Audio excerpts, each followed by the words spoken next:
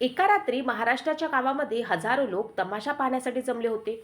ढोलकीचा आवाज संपूर्ण मैदानात घुमत होता. टाळ्या, शिट्ट्या, प्रेक्षकांच्या उत्साहाने वातावरण भारून गेलेलं होतं. स्टेजवरती एक कलाकार आपल्या कलेनं सगळ्यांना मंत्रमुग्ध करत होती. तिच्या प्रत्येक हालचालींवरती लोकांच्या नजरा खेळल्या होत्या. पण अचानक त्या कलाकाराच्या चेहऱ्यावरती वेदना दिसू लागल्या. कारण ती साधी वेदना नव्हती, ती होती प्रसूतीची वेदना. 9 महिन्याची गर्भवती असतानाही ती कलाकार हजारो लोकांसमोर उभी होती. आजच्या काळात अशी परिस्थिती आली असती तर कदाचित कोणतीही स्त्री तिथून बाजूला झाली असती. पण त्या स्त्रीसाठी तिची कला, तिचा फड, तिच्यावरती अवलंबून असलेली शेकडो कुटुंब ही तिच्या स्वतःच्या वेदनेपेक्षा मोठी होती. ती शांतपणे स्टेजच्या मागे गेली. तिथे ना डॉक्टर होते, ना हॉस्पिटल, ना कोणती सुविधा. एका तंबूमध्ये तिने एका मुलीला जन्म दिला आणि इतिहासात नोंद होईल असा प्रसंग घडला. तिनं स्वतःच्या बाळाची नाड एका दगडाच्या साह्याने कापली, रक्ताचे डाग पुसले, कपडे बदलले आणि काही मिनिटातच पुन्हा पायात घुंगरू बांधून स्टेजवरती आली. लोकांना वाटलं होतं की आता कार्यक्रम थांबेल, पण ती पुन्हा लावणी सादर करू लागली. ही कोणती फिल्मी कथा नाही, ही महाराष्ट्राच्या लोककलेच्या इतिहासात सुवर्ण अक्षरांनी लिहिलेली सत्यकथा आहे. ही कथा आहे तमाशा सम्राज्ञी विठाबाई भाऊ मांग नारायण गावकर यांची. आज आपण जाणून घेणार आहोत एका अशा कलाकाराची कहाणी जिनं आपल्या कलेसाठी आयुष्य अर्पण केलं, जिने महाराष्ट्राला आपल्या लावणीनं वेड लावलं, पण जिच्या आयुष्याचा शेवट मात्र अत्यंत वेदनादायी झाला. विठाबाईंचा जन्म 1 जुलै 1935 रोजी पंढरपूर येथे झाला. तो काळ होता स्वातंत्र्यपूर्ण भारताचा. देश अनेक संकटांशी सामना करत होता. दुष्काळ, गरिबी, रोगराई, ब्रिटिशांचं राज्य. अशा परिस्थितीत सामान्य माणसाचं जीवन अत्यंत कठीण होतं. पण त्या काळात लोकांच्या दुःखात थोडा आनंद देणारी एक गोष्ट होती. ती म्हणजे महाराष्ट्राची लोककला आणि त्यामध्ये तमाशाचं स्थान मोठं होतं. आषाढी एकादशीचा पवित्र दिवस होता. लाखो वारकरी पंढरपूरमध्ये विठ्ठलाच्या दर्शनासाठी आले होते आणि याच पवित्र भूमीत एका कलावंत कुटुंबात एका मुलीचा जन्म झाला. विठ्ठलाच्या नगरीत जन्म झाला म्हणून तिचं नाव ठेवण्यात आलं विठा. पुढे ही छोटीशी मुलगी महाराष्ट्राचा तमाशा क्षेत्रातील सर्वात मोठं नाव बनेल याची कल्पना त्यावेळी कोणालाच नव्हती. विठाबाईचं कुटुंब मुळापासून कलेशी जोडलेलं होतं. त्यांचे वडील भाऊ मांग नारायण गावकर हे तमाशा कलाकार होते. त्यांच्या घरात कला श्वासासारखी होती. सकाळपासून रात्रीपर्यंत ढोलकीचे ताल, गाण्याचा सराव, लावणीचे बोल, अभिनयाच्या तालमी सुरू असायच्या. इतर मुलं खेळत होती, पण विठाबाईचं बालमन रंगमंचाच्या सावलीत घडत होतं. त्यांच्यासाठी तमाशा हा फक्त व्यवसाय नव्हता, तो त्यांचा वारसा होता. त्यांच्या आजोबांनी नारायण खुडे यांनी तमाशाचा फड सुरू केला होता. पुढे हा वारसा भाऊ आणि बापू नारायण गावकर यांनी पुढे नेला. हा फड भाऊ बापू मांग नारायण गावकर तमाशा मंडळ म्हणून प्रसिद्ध झाला. त्या काळात तमाशा म्हणजे फक्त नाचगाणं नव्हतं. तमाशामध्ये समाजातील प्रश्न, भावना, विनोद, व्यंग, लोकजीवन यांचं प्रतिबिंब दिसायचं. पण या कलेसोबत अनेक संघर्षही होते. विशेषतः महिला कलाकारांना समाजाकडून अनेक वेळा अपमान सहन करावा लागायचा. त्यांच्या कलेपेक्षा त्यांच्या वैयक्तिक आयुष्यावरती चर्चा केली जायची. पण विठाबाईंनी ठरवलं होतं की लोक मला माझ्या रूपासाठी नाही तर माझ्या कलेसाठी ओळखतील. वयाच्या अवघ्या 13व्या वर्षी 1948 मध्ये विठाबाईच्या पायात घुंगरू बांधले गेले. सुरू झाला एका महान प्रवासाचा प्रारंभ. स्टेजवर पाऊल ठेवताच त्यांच्या अभिनयानं, नृत्यानं लोकांना भुरळ घातली.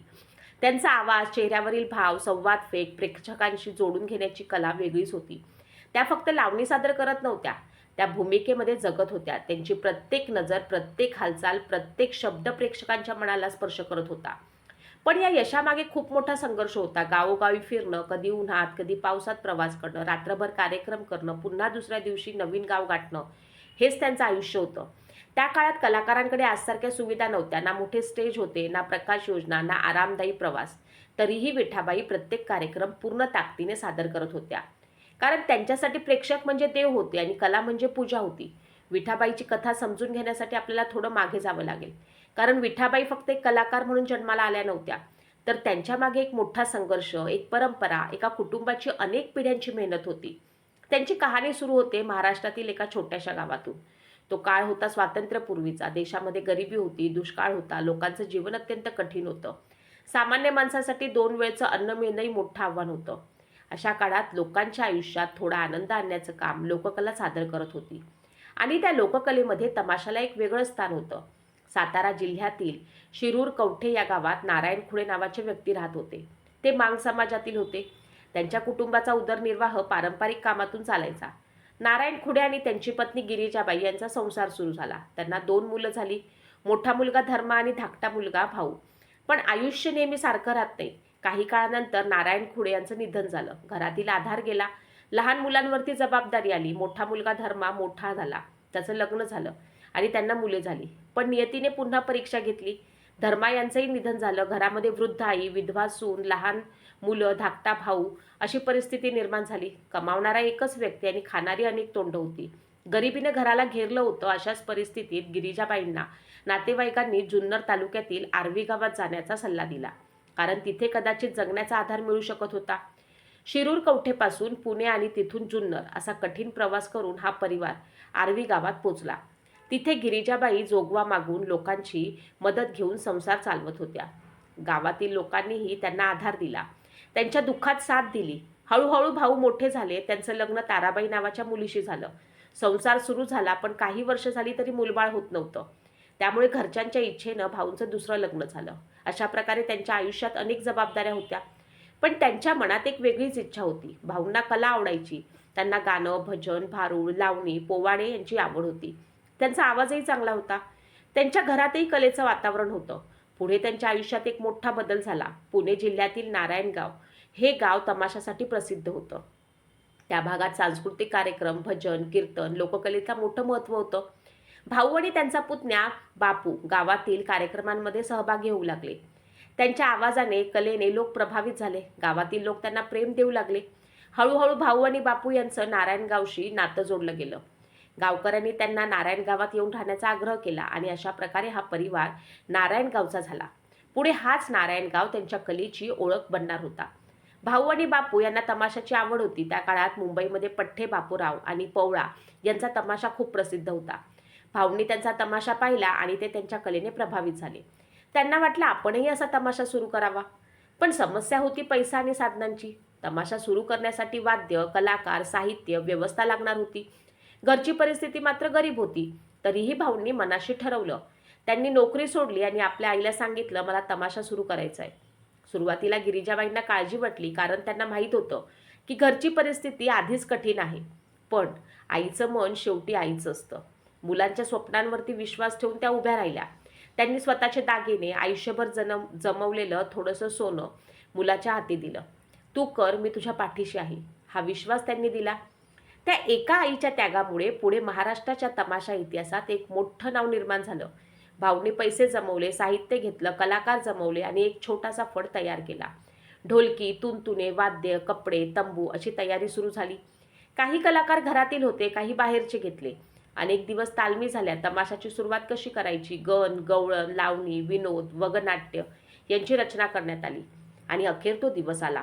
नारायणगावच्या यात्रेत पहिला कार्यक्रम सादर झाला. बोर्ड लागला, भाऊ बापू मांग नारायणगावकर तमाशा मंडळ.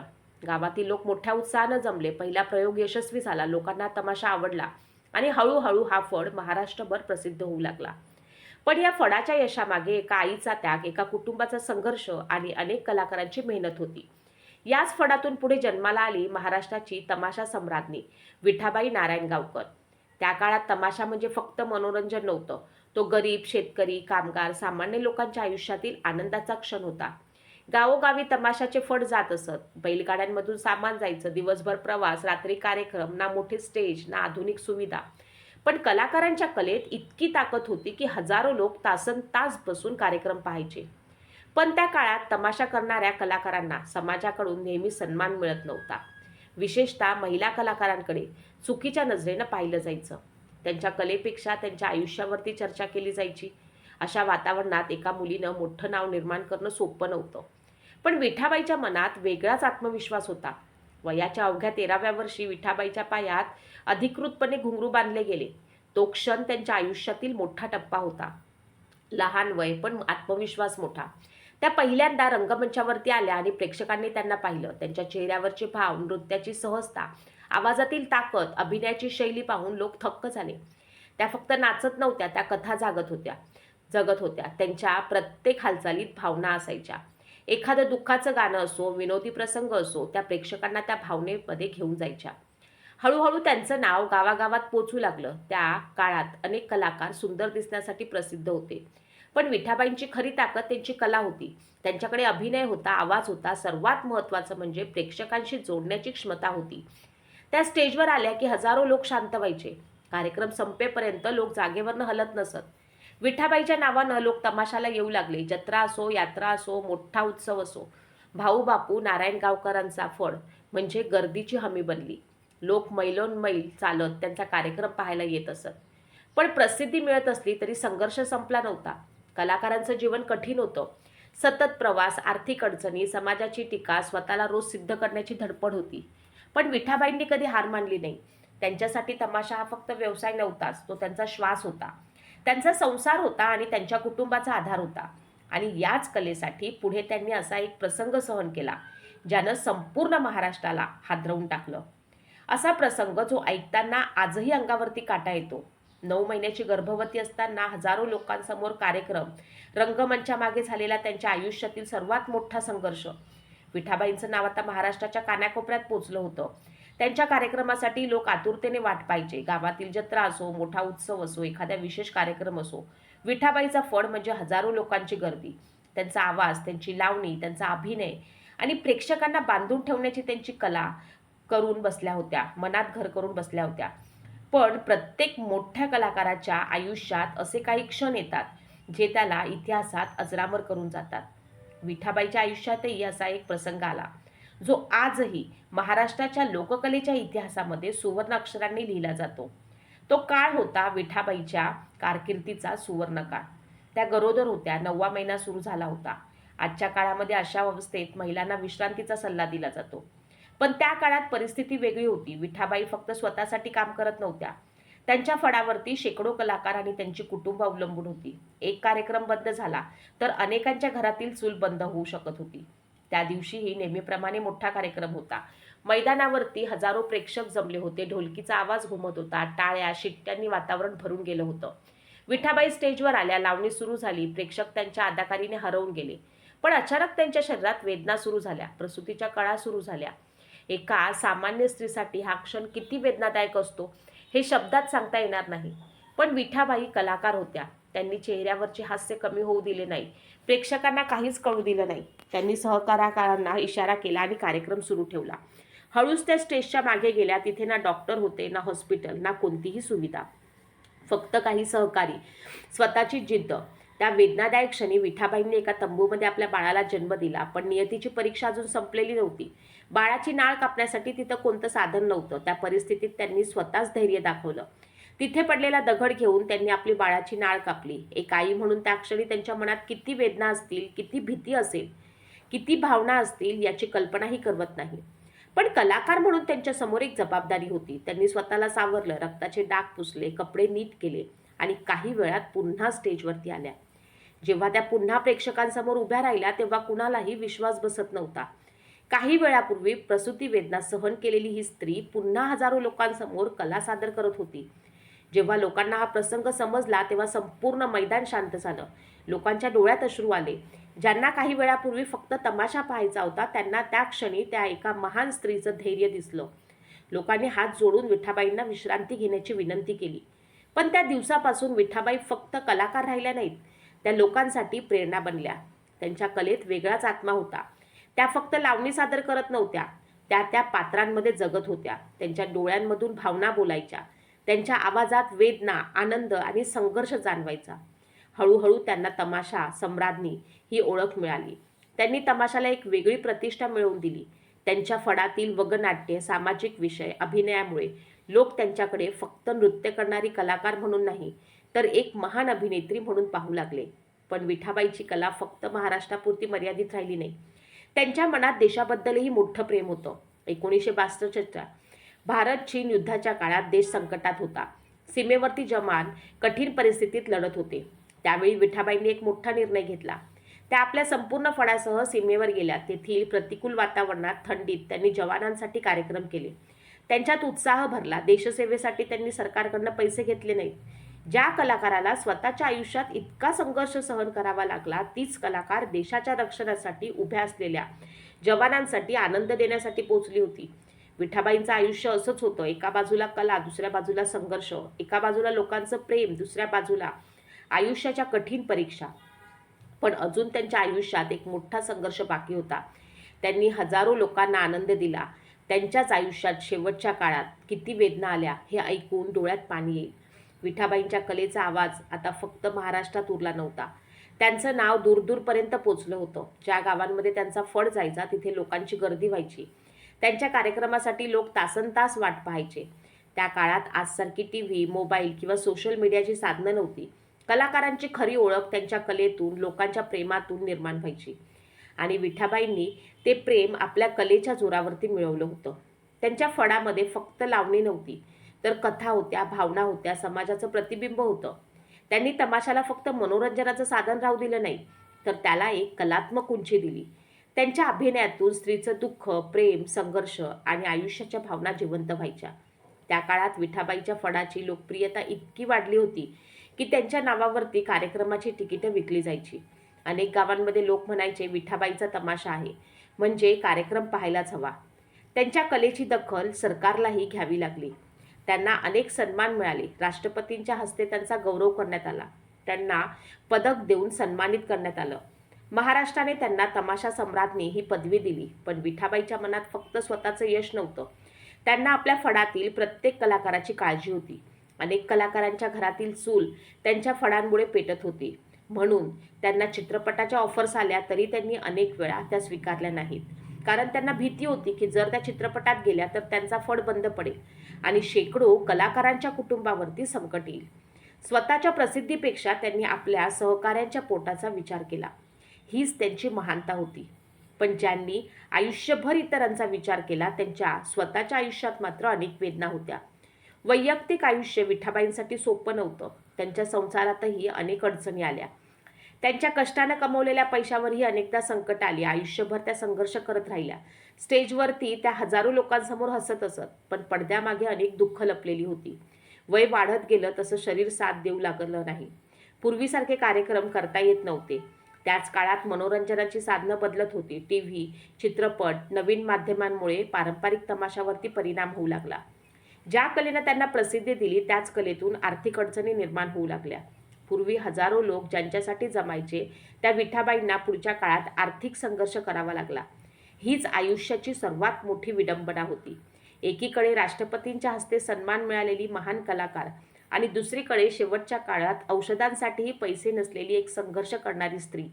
पण परिस्थिती कितीही कठीण झाली तरी त्यांनी कलेवरील प्रेम कधी सोडलं नाही. कारण तमाशा त्यांच्यासाठी फक्त काम नव्हतं, तो त्यांचा श्वास होता. त्यांच्या आयुष्याचा प्रत्येक दिवस संघर्षाने भरलेला होता. बालपणापासून गरिबी, तरुणपणात प्रसिद्धीसोबतची जबाबदारी आणि वृद्धापकाळात आर्थिक अडचणी. पण प्रत्येक वेळी त्या उभ्या राहिल्या. विठाबाई म्हणजे फक्त एक नाव नव्हतं, त्या एका काळाची ओळख होत्या. त्यांनी दाखवून दिलं की परिस्थिती कितीही कठीण असली तरी जिद्द आणि कलेच्या जोरावरती माणूस इतिहास घडवू शकतो. पण त्यांच्या आयुष्याचा शेवट मात्र कलाकारांसाठी हजारो लोक टाळ्या वाजवत होते. त्या कलाकारांच्या शेवटच्या दिवसात काय घडलं हे ऐकताना प्रत्येकाच्या मनाला वेदना होतील. विठाबाईंचं संपूर्ण आयुष्य संघर्षाने भरलेलं होतं. लहानपणापासून त्यांनी गरिबी पाहिली, तरुणपणी कलेसाठी स्वतःला झोकून दिलं आणि आयुष्याच्या शेवटपर्यंत तमाशासाठी जगल्या. हजारो लोकांच्या चेहऱ्यावरती आनंद आणणाऱ्या या कलाकारांच्या आयुष्याच्या शेवटच्या दिवसांमध्ये मात्र नियतीने त्यांची कठोर परीक्षा घेतली. एक काळ असा होता की विठाबाईच्या नावानं कार्यक्रमांना गर्दी व्हायची. त्यांच्या एका लावणीसाठी लोक दूरदूरवरनं यायचे. त्यांचं नाव ऐकलं की लोकांच्या डोळ्यासमोर कला, आत्मविश्वास आणि जिद्दीचं चित्र उभं राहायचं. पण काळ बदलला, वय वाढलं, शरीराची साथ कमी झाली. पारंपरिक तमाशाचा काळ हळूहळू मागे पडू लागला. ज्या कलेसाठी त्यांनी आयुष्य दिलं त्या कलेतून मिळणारा आधार कमी झाला. कलाकारांसाठी त्या काळात आजसारखी आर्थिक सुरक्षा नव्हती, ना ठराविक मानधन, ना भविष्यासाठी मोठी व्यवस्था. कलाकार प्रसिद्ध होतात, लोक टाळ्या वाजवतात, पण त्यांचं पुढचं आयुष्य अनेकदा अंधारात राहतं. विठाबाईंची परिस्थिती ही तशीच झाली. ज्यांच्या नावाने, आवाजाने हजारो लोक भारावून जायचे त्या विठाबाईंना शेवटच्या काळामध्ये आर्थिक अडचणींचा सामना करावा लागला. त्या आजारी पडल्या, उपचारांची गरज होती, पण परिस्थिती कठीण होती. एकेकाळी मोठ्या मैदानावरती हजारो लोकांसमोर उभ्या राहणाऱ्या त्या महान कलाकाराला आयुष्याच्या शेवटी संघर्ष करावा लागला.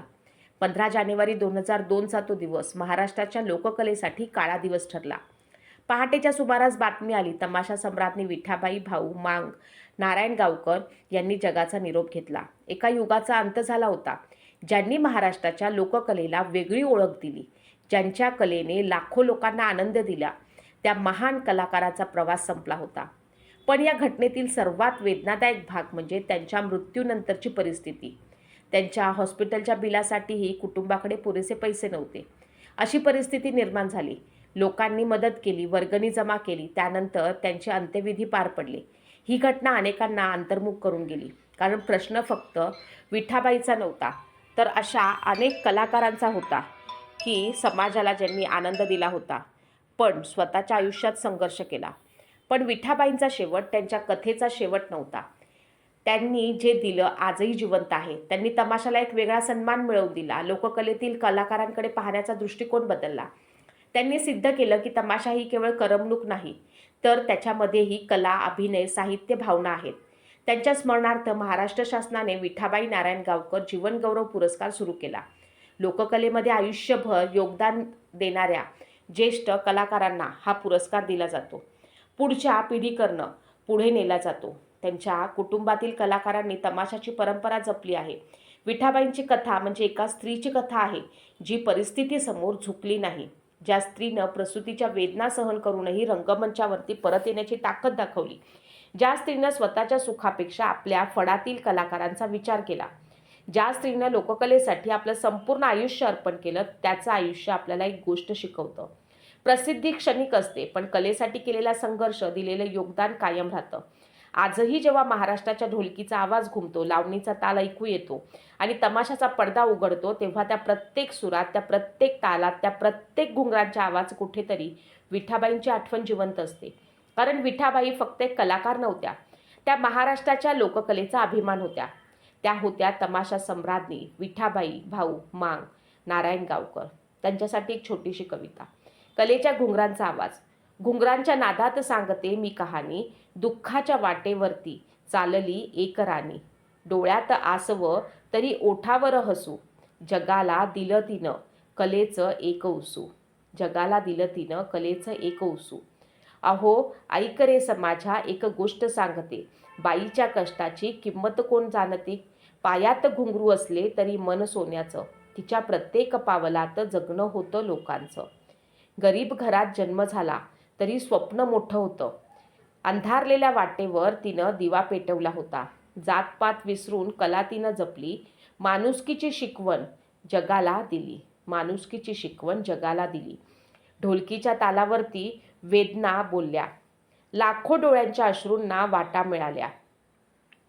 नाच नव्हता तो फक्त, होती ती कहाणी. संघर्षातून घडली एक महान राणी. आजही घुंगरांचा आवाज जेव्हा येतो, विठाबाईचा इतिहास मनाला स्पर्श करून जातो. कलेला दिला तिनं मान, कलाकारांना आधार. महाराष्ट्राच्या मातीत राहील तिचा संसार. अहो टाळ्या वाजवा तिच्या कलेसाठी, नमन करा त्या संघर्षाच्या ज्योतीसाठी. जग विसरेल रूप, पैसा आणि नाव, पण अमर राहील कलेचा तिचा ठाव.